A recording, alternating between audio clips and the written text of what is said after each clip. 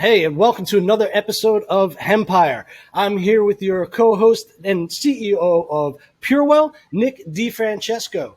Nick, how's it going today? Good. How you doing, Pete? I'm doing pretty well.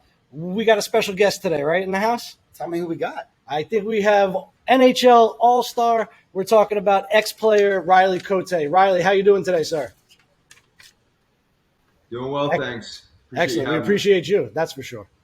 I don't know if Riley knows this, but I'm from Philadelphia, so definitely have watched him when I was growing up. I'm just saying, enforcer is not the word I would use. It is some of the best fights I've ever seen in my whole entire life. So, but I know you played some big time hockey in Canada, of course, in Philadelphia. What was it like adjusting from Canada, coming to Philadelphia, seeing the passionate fans, seeing just, the craziness we call Philadelphia in sports town? And was that a transition for you? Were you shocked? I mean, how did it make you feel? Well, you know what? When I moved out of Canada and began playing in the U.S., I started off in Memphis, Tennessee, believe it or not. So I had a year there, and then spent some time in Dayton, Ohio, and then in the East Coast Hockey League. And then I found my way into Philly, which was almost like a perfect marriage for me and the way I played the game, and just the city of Philadelphia and the way they're wired. Oh, yeah. So the transition in Philly was actually pretty smooth. My first year in Philly, it was the 2004-2005 lockout year, and we landed up winning a championship with the Philadelphia Phantoms, which was the Flyers minor league time, but the NHL wasn't playing. So that was my first season in Philly. An amazing season as a team as well as an individual. So I couldn't ask for a better start to my time in Philly, and it was just the perfect fit. It's funny you say that. Of course, being in Philadelphia, right? You definitely fit right in. So there was no question. I'm just thinking from Canada coming here, but you're not. You had a little transition, so it got you ramped up for you to get to Philadelphia. I don't think you could ever get ready for Philly fans. So. Yeah, I know, right? And one of the things that we were, talking about, obviously we're on Hempire, so hemp, cannabis, everything that we talk about. What I thought was interesting is something that you said that, how the NHL tests for cannabis, right? But nothing really happens if you test positive. They say at least half the players in the NFL are smoking cannabis, CBD, THC, whatever. And, and just, they don't really care as much. So what have you learned in the fact of what the NHL or how they view it on how players are using it for, for relief and things like that? Or were you shocked that they didn't really care about that? Well, it's interesting. I retired in 2010, so I've been out of the game for 12 years. But going back to when I was still playing, I got tested 3-4 times a year, and I definitely would have tested positive every time. There's no question. And back then, it seems like a long time ago, 12 years. It's not really, but it is in cannabis time, where back then really. The only available products was traditional flower, and you might have found an edible or two. Fast forward to the current day, and the amount of different cannabis-based products and delivery systems and ratios and all perfectly dosed products. Like it's amazing for an athlete, right? Not to mention just the common man, right? It's just like it's very predictable. Some of these products. So, that being said, the drug testing is still a part of hockey in the NHL. However, to your point, they turn a blind eye. They've turned a blind eye for however long around cannabis, because I think they know deep down that cannabis isn't an issue. I think it's political why they do test in the first place. You still have that international border where Canada has a full legal medical cannabis program as well as adult use program, and then here in the U.S. it's still a Schedule 1 drug. So I think there's politics. I think it just removes liability by you're not telling the players to use cannabis, if you don't test. But I would like to see it go that way, where you're not testing, because you're sending the wrong message. You're not, But as we know, it's never really been about public health. When it comes to cannabis program, it's always been about pushing the agenda of pharmaceuticals and whatever else along the way. So, we're coming to a point here now where I would like to think in the next year or two, the federal government is going to roll out some sort of medical program of sort, and maybe that is the catalyst to the NHL removing the drug test, and whatever that is, however that looks, it's inevitable that's going to come. But again, it's still sending the wrong message when you talk about a culture of sport that's ingrained in alcohol, right? I mean, hockey specifically, there's a large, a large culture around alcohol in hockey, and I'd like to see that shift to more cannabis, which it is, and going back to your question, and going from back in the day, a lot of alcohol and opioids, to more mindful athletes using cannabis, different varieties of cannabis. You said 50% guys smoking. I would like to think it's higher than that. That's just smoking cannabis, let alone using tinctures, capsules, transdermal patches, creams, and then different ratios. Some guys aren't THC guys, but a lot of guys are. And the guys that aren't, there's a place for CBD products, obviously. So the level of consciousness around these products has shifted tremendously. We got a lot of work to do. We still got a lot of work to do because in the U.S. there's still a Schedule I drug, like I said, and we're just trying to change the culture of how we self-medicate. It goes from, again, one polar opposite of alcohol and opioids and sleeping pills and all this shit, to these more conscious forming substances that, in my opinion, it's about drug diversion and harm reduction. No, it's funny. I mean, you pretty much hit a lot of the points that I wanted to cover in the fact of saying that. But just curious, I mean, obviously in Canada and being here in the United States, I'm sure you weren't new to cannabis just when it came to the United States, but who turned you on to it, or when did you say, look, I don't want to take these opiates. I don't want to do this, or I'm just, my body's getting beat up and this is what I'm going to turn to. Is someone that told you about that? Is this something that you found on your own? And what do you personally used or used when you were playing? Sure. Yeah. So, I'm thankful. I had a relationship with cannabis since I was 15 years old. Good. I mean, Canada's got a huge cannabis culture. Like most parts of the world do have pockets of, cannabis culture. So, I had been introduced to it at a young age. However, I was never introduced to it in a mindful manner. It was kind of like figure it out yourself. All drugs are Schedule I drugs. All drugs are the same.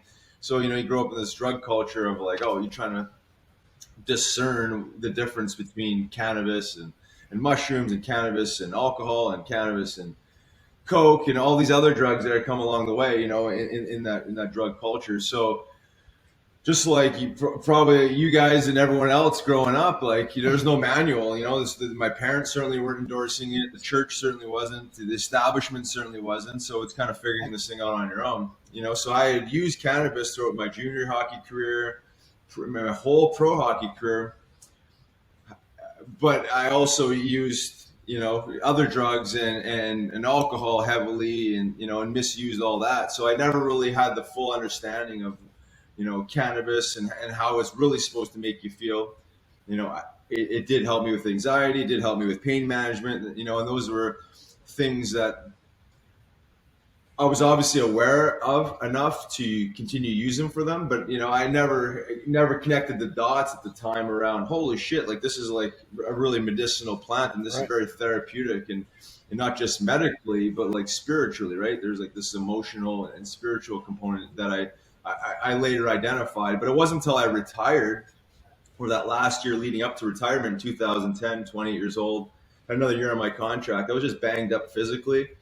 I had abused alcohol, I had abused opioids and sleeping pills, along with still using cannabis. I think the cannabis really helped save my life or save my brain, in the sense that like I was able to actually have the ability to figure that out, because a lot of guys get swallowed up in that darkness and never come out of it. So 2010, I had 2 surgeries at the end of the year, one on my finger and then one on my nose, which I probably could use another one. But I made the decision to not use cannabis, or to not use the prescription drugs that I was that was prescribed and just use cannabis, and prove to myself that I could use just cannabis to manage the pain and the anxiety of this is post surgery. Now we're talking, which led me down this path of like, holy, like, like there's this world of, holism, herbalism, whatever, which words you want to call it.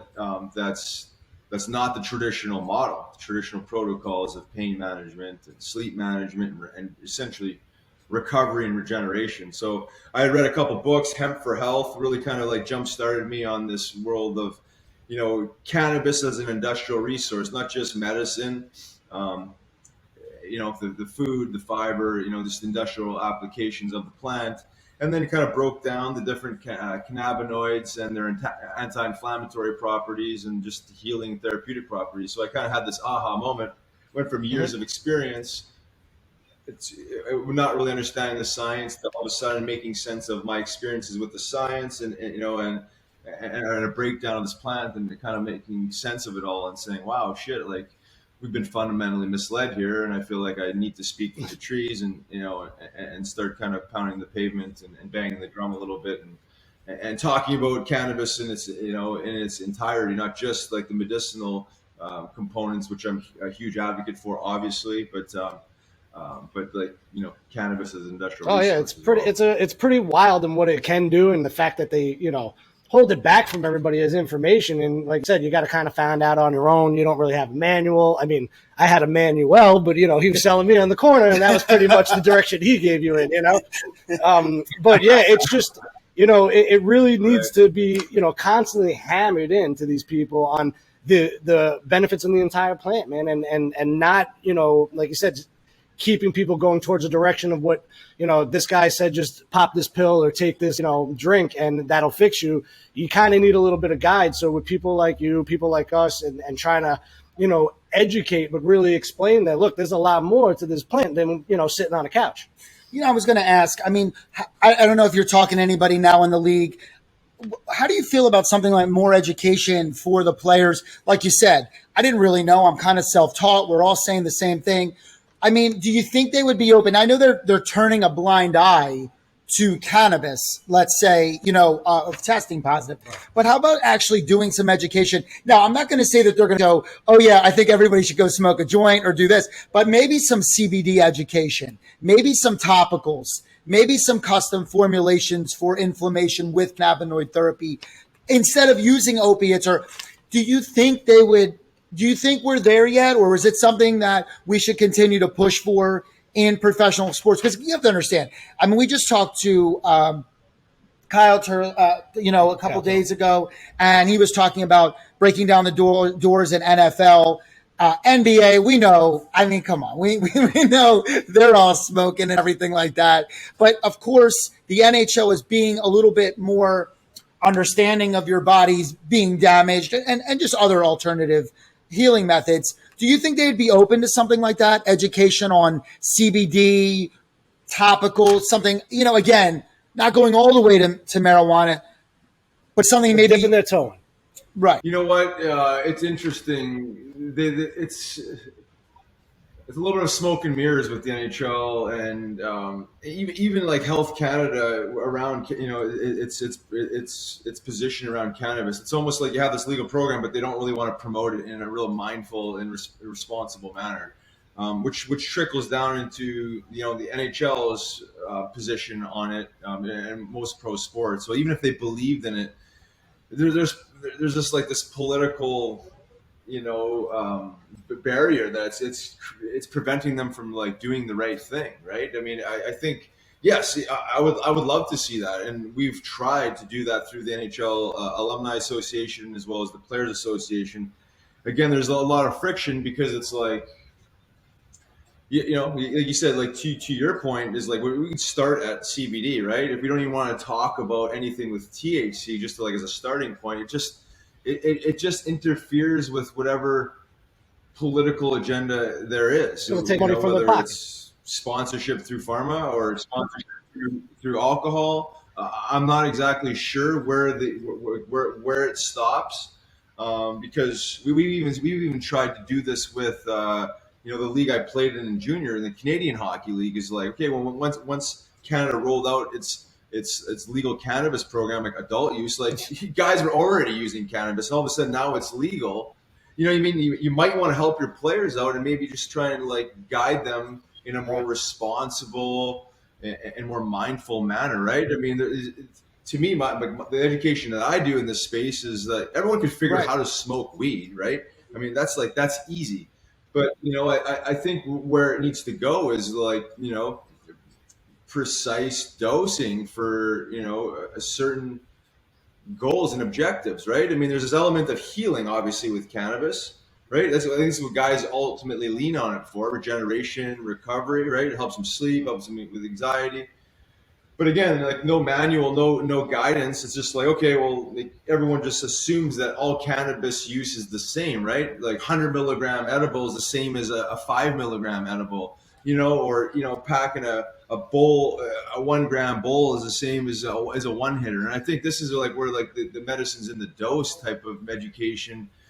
And this is where it needs to go, the youth, adults, and everyone in between, because they're going to get their hands on it one way or another. But if they had some sort of guidance, they could use this in a more responsible, more predictable manner. So there's the way I see it is like two different lanes. One is like, absolute healing, recovery, and regeneration, which is still, in the world of performance, right? Because if you heal quicker, you recover quicker, you regenerate quicker, you're able to perform better the next day, whether you're an athlete or not, right? That's just like you wake up feeling fresher, you're more focused, and you're less distracted, right? You're less pain, less anxiety, all that good stuff. But I think there's like this world, outside of that, like really in that real that path of performance, where you got martial artists microdosing THC. You have hockey players microdosing THC for that matter too, right? You kind of find that flow state. Same conversation around like psilocybin microdosing is like, it's not enough to induce classic, say, psychedelic effects or classic, cannabis, impairing, if you will. But it calms the nervous system enough to help you find that present moment where flow state lies, right? And then that element helps performance in the moment and in the future, right? It's just the way it is. But I think there's two different lanes here, but it's all about education and how you dose appropriately, right? And I think most people overconsume cannabis, whether they know it or not, or they think they are or not, and it always goes back to intention. Like, what are you trying to accomplish here? And then how are you going about it? And, I'm going on a little bit of a tangent, but to answer your question, that's where it needs to go, is like, it's league down type of education. It's team down education, strength and conditioning. It's, team down education.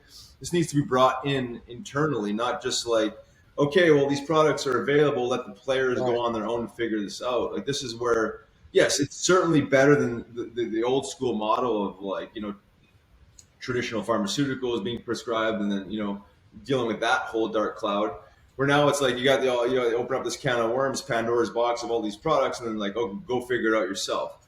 I guess the beauty of it is that like you're going to wake up the next morning, whether you eat 200 milligrams of THC or 5, like the beauty of it is you're going to wake up. You might have a little bit of a weed hangover at 200 milligrams, but hopefully you'll learn from that and you titrate back, but like we can skip a lot of this because I went through this for years and years and years, misusing cannabis, unhealthy relationship with it, to all of a sudden like reeling it all in and understanding that what I had done is almost like some sort of like lab experiment, where it's like, holy shit, like we can use these products way more mindfully, way more respectfully, and we could teach people how to use these.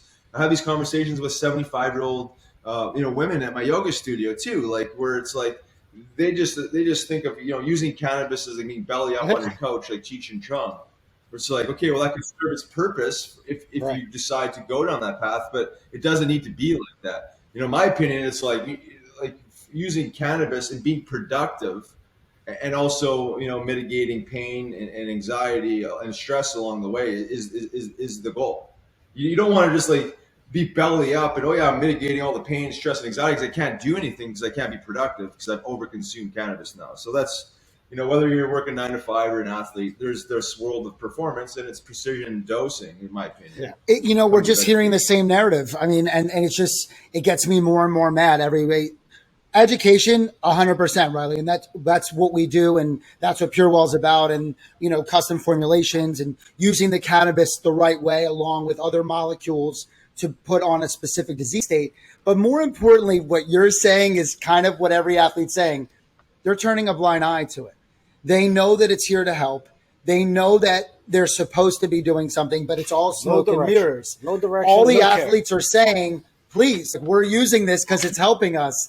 Please educate us. Get us off opiates. Get us off of this. Get us off of that. I'm asking for something that'll help my body down the line, not just for now, but for my future, right? Because you're not always going to be in the league, and you actually have a life after the league, which no one ever thinks about, because when the lights are on, they're like, how's he going to perform today? Let's just shoot him up with something and get out there, right? So, I mean, it's just so important. Obviously we're all about education first.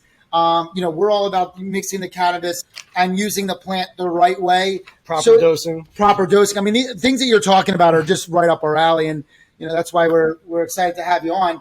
But and I know, I was saying when you were working on, because I was looking at some of your things that you do with the Hemp Heals Foundation, and you basically promote cannabis as a viable renewable source so people can live a better quality life.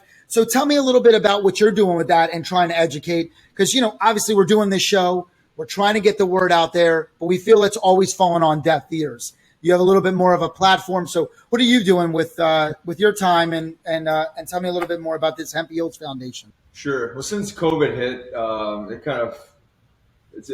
Hemp Heals has kind of been idle, but when I retired in 2010, I started a nonprofit called Hemp Heals Foundation, and it was really a music festival in Philly. I had a relationship with the general manager of Live Nation, so we put on these music festivals called the Hemp Heals Music Festival, and it was really around showing different faces of cannabis, really all the industrial applications, all the stuff we talked about earlier, the textiles and and the soaps and the food and all this good stuff, paper. And just kind of showing the public a different perspective of what they think cannabis is. That went on. We had all the white boy reggae bands, Stephen Marley, Sublime with Rome, Cypress Hill. Revolution, Slightly Stupid, all those kind of bands. So it was already that reggae feel, 5,000-6,000 people. Nice. So smaller type of festival. Sounds fun though. Smaller show, but nonetheless, Philly. Yeah, it was definitely fun, and it served its purpose. Again, it's like you said, falling on deaf ears. I think it's like when the student is ready, the teacher will appear. It's like all you can really do is plant seeds, right? I mean, you're not going to preach and change people's mind overnight. Like if they're not ready for it, again, it just goes over their head. But we just stayed persistent and consistent with the message. And then COVID hit, but even like leading up to COVID, my efforts kind of transitioned into which the nonprofit Athletes for Care was really more using my sports platform to try and legitimize some of these things. I was realizing it's such a broad scope talking about hemp and all these different things. It's like maybe reel it in and be a little more focused on what the narrative is. And I think that you started using my time a little bit more appropriately, a little more specific in the sense of using, again, the sports platform and trying to destigmatize cannabis and again, help guys transition out of the game. That I was noticing there was a huge problem with guys, again, having a relationship with alcohol and pharmaceutical drugs, then retiring and then trying to use these to navigate their transition, which is extremely difficult to begin with, right? I mean, you're talking about an identity crisis now, because now there's a spiritual component to transition, because your whole identity, your whole ego had been invested in the sport you've played. So cannabis was a good conduit to helping guys heal. So that's kind of how the Athletes for Care kind of came around. Originally, all my efforts were in Hemp Heals. Really didn't know what I was doing. Just was standing for something a lot larger than myself. And then at least COVID hit, and obviously shut down the whole festival. Yeah, right. So that's kind of it. But obviously, I mean, you talked obviously, playing hockey. A lot of NHL guys, but do you talk to other guys in other sports? I mean, do they kind of, I know you Whether don't it's just, hockey or football, right? yeah, or do any people other come sport. to you for guidance, to be their kind of guide through this and say, hey, I've seen what you've done with your life and kind of how it's bettered it? Do people then turn to you, whether it's someone you played with or no, and kind of go, hey, help me out in this situation? Or even crazy stories of them having their own bouts with maybe them not being able to use cannabis in what they're doing, or just something negative that happened, positive, negative, anything. I just love to hear a story, but we always like to do that because 100%. Yeah, all the above. right, good, right.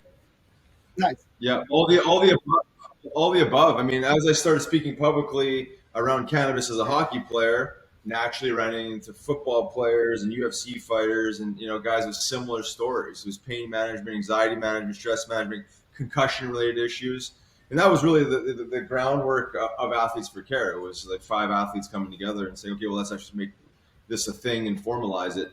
To answer your other question, it's like, yeah, 100%. Like once you start putting yourself out there, some bit of a thought leader, or maybe just enough balls to actually stand up and be public about it, then all of a sudden it could be maybe that could be like the catalyst to just making a guy be like, holy shit, I'm kind of thinking this along these lines, but this guy's actually doing it, or this guy's actually saying it, and he's actually got a collective group of people that are actually talking about it. So this must be a thing. This is not just like me thinking that this is medicine or whatever, because there's a lot of closet cannabis users where they're just like they're just lacking the confidence to even not even just publicly come out and talk about it, but even in their network, it's just like they keep it tight to their chest and I understand why, because it's been a Schedule I drug for 90 years and it's been demonized, and they're worried about the social impact or the stigma that would come along with it. So yes, I get hit up all the time, cannabis related questions, cannabinoid combination questions, TBI, what did I did with TBI between cannabis and mushrooms, and all this stuff, how to integrate cannabis with yoga and meditation. I mean, that's like the world I'm in, is like real mindful, predictable cannabis experiences, which to me that's needs to be like the future of cannabis, because again, and I support it all. Trust me, I still use flower, and I love that. But for some people, especially newbies, the experience could be unpredictable, and I think that's what people are fearing with cannabis. It's like, I had this experience when I was 18 years old, and it didn't resonate well. It's like, how much did you consume, and what type of delivery system did you use? Well, I ate an edible. I mean, how much was it? How many milligrams was it? Oh, I don't know. Right. Exactly. I mean, this is stories all the time. And it was funny what you were saying. You were like, it's really the first person to the buffet, right? Nobody really, see all the food, but nobody actually goes up until the first person goes up. And I think that more athletes that do this step up and say, look, I mean, we know there's a stigma, but this is helping so many of my friends, my coworkers, myself.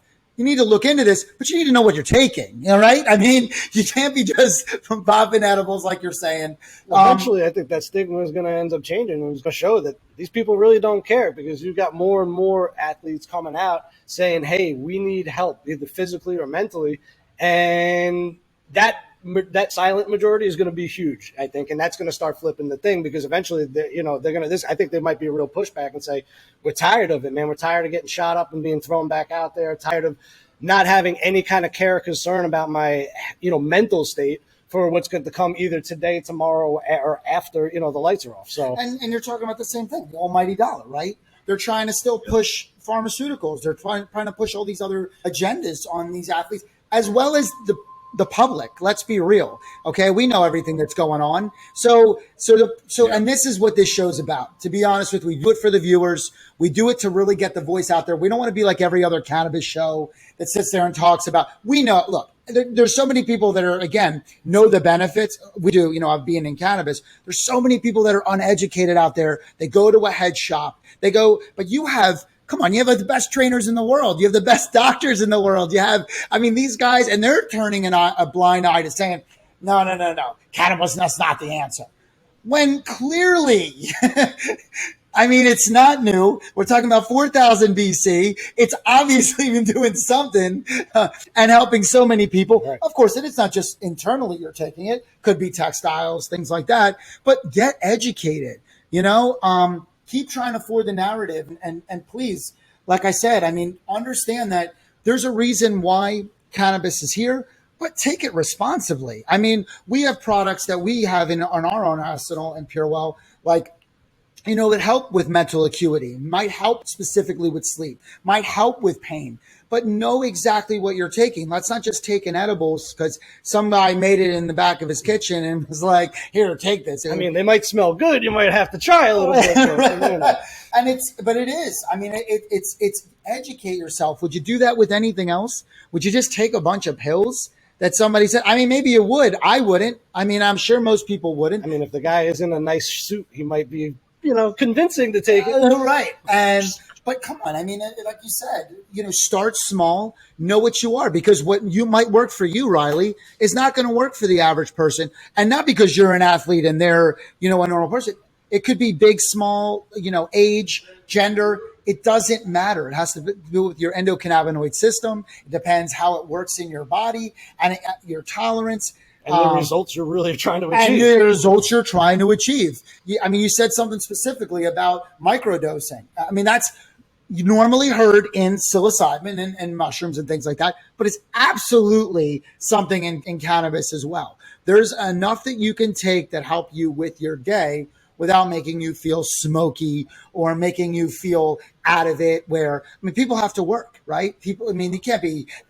everybody, I guess, wishes that they were still in college and smokes all day long. And we got to get stuff done. Let alone driving and being responsible that way, but at your work or whatever you're trying to do, you got to pay the bills. Got to pay the bills. So now, how can I get in and out of my car a little bit easier? How can I sit at my desk? How about I do whatever I want? How about my mental acuity? If you have nagging pain all the time, that's going to bother you. If you can't sleep right, that's going to affect your day. I mean, there's, your hormone level. There's so many things. So it's awesome to hear from these athletes. And but you're hearing it all the time. You're saying the same thing where they know, the doctors know, and they're not doing anything about it. And these guys are having to take it upon themselves to go out, try to forward the narrative out there. And it's falling on deaf ears, but not. Because we are making headway, right? We can't just say all negatives, because the truth is that where we were 5 years ago, or when you retired to where we are now, come on, we're completely different. We really are. I mean, it's not enough. It's not enough. But it's making headway, but just not enough. Right. And I do know that it's making more of a push to marijuana, whereas there's a lot of benefits to the hemp side. There's a lot of medicinal benefits that you don't even have to get high. Right? Yeah. I mean, you just want to have, pain relief. And like Riley said, everybody needs to have a manual. And now with Riley out there, he's everybody's Manuel. So, right. Exactly. So I want to hear, come on, some of these, we'll go back a little bit. Some of these fights, I have to, just from being in Philly. We knew when you were going on the ice, something was getting shooken up. There was no question about it. Seriously, some of the best highlight reels rivaling some professional boxers for sure. Not for nothing, but you did have to say you took a little bit of some pride and joy in it, even though now it beat you up a little bit. But you getting out there regularly, just throw one down, just to make a point. I love playing hockey myself.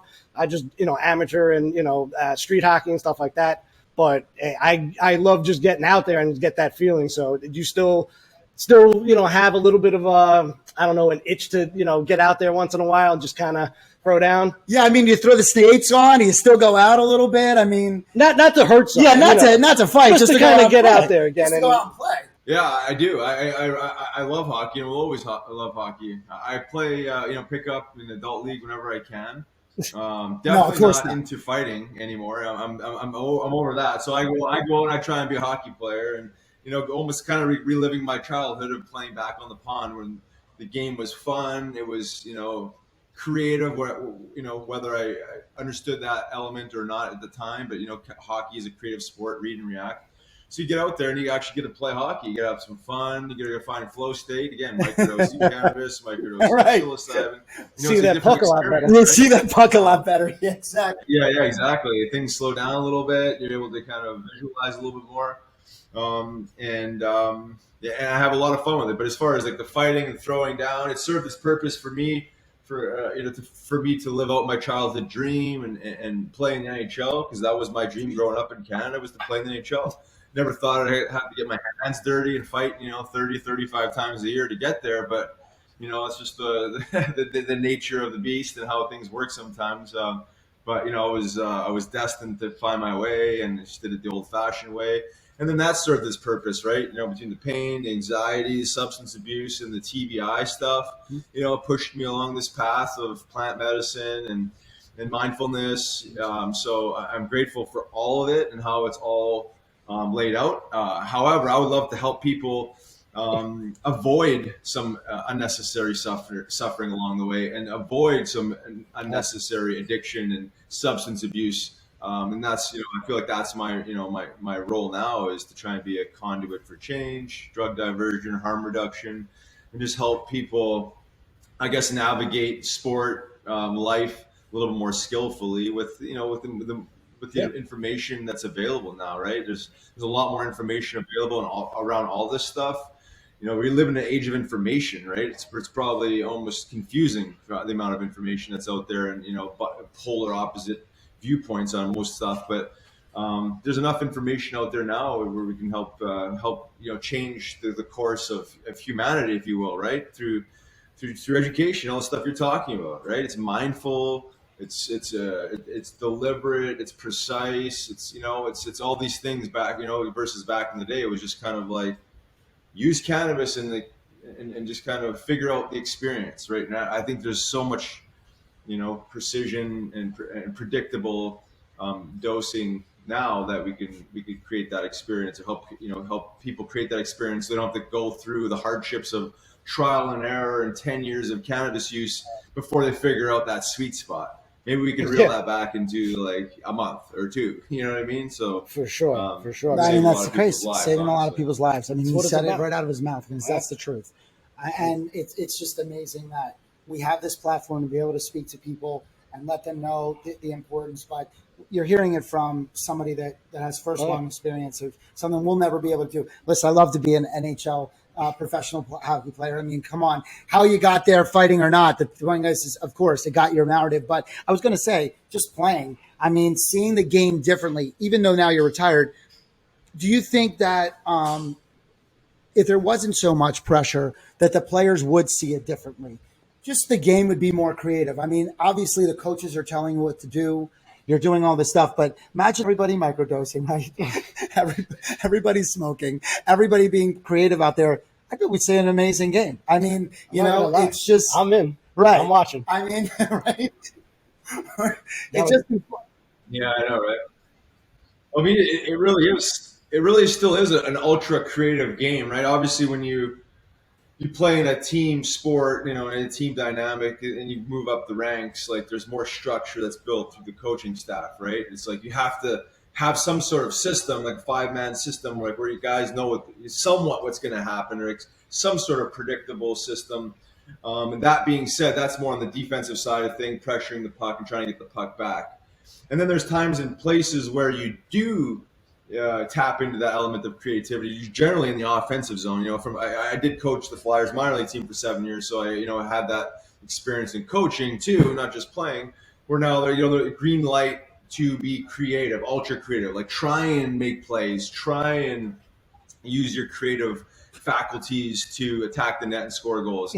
But then there's a time and a place to not do that. In the defensive zone, for example, right? It's like you get the puck in a pressured situation, that now is not the time to try and dangle a guy and be creative. It's like, just get the puck out, live the fight another day, and get on the forecheck. We'll breathe and get. You know what I mean? So that's like part of the structure of coaching, where it's like we have to have some sort of boundaries of when and when not to, tap into those creative faculties. It's long gone are the days, once you become a pro, of the pond hockey game, where it's like there's no coach breathing down your throat, there's no pressure. You're not going to lose your paycheck if you fuck up. It's not, all that stuff doesn't matter. So it's just like for the love of the game, the love of, creative sport, obviously changes when you get into the business of something, because there's money and there's pressure and, there's jobs at risk and all this other stuff. So you have to kind of create a structured container for that creativity and boundaries, right? Because if player A is turning the puck over because he's trying to be ultra creative, or maybe it's selfish at that time. Well, we got to sit him down, and we can't have that happen because it's taxing our goaltending and our defense. So, but if it was an exhibition, we're all for the psilocybin puck game. That's for sure. Yeah. I like it, man. I like it, Riley. I really appreciate the time, man, too. It's been fun.